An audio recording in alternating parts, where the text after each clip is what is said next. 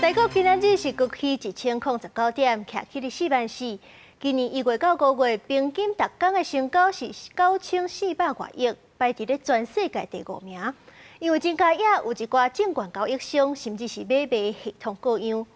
不過專家也提醒講，這後禮拜美國、日本甲咱台灣攏要公布上新的利率，台股起起落落，有關的真明顯。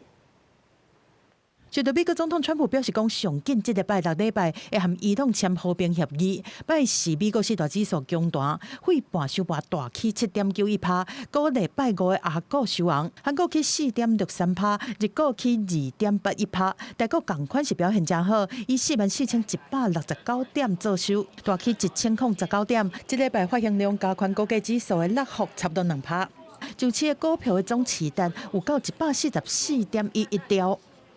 後續來講的話，可能還是會震盪，因為聯準會的利率政策是在下禮拜四。那下禮拜在這個之前不管是升息還是降息，市場都有人猜測，所以兩極化的一個預測中，可能就會還是有一些震盪。這禮拜加權指數就敢若一台失去控制的火車，這邊因為費半指數是落超過10%，加上台指期單日是落超過3000點，收盤大落1568點，拜日是驚落深反彈，收盤是大起1201點，拜三個因為美伊戰事升溫，大落1478點。拜四台積電收平盤，含外資賣超金額縮小，小可落76點。拜五因為美伊戰事有可能來簽和平協議，國起1019點。雖然最近股市震動的幅度到1000點，但成交量卻無因為安尼就減少。證券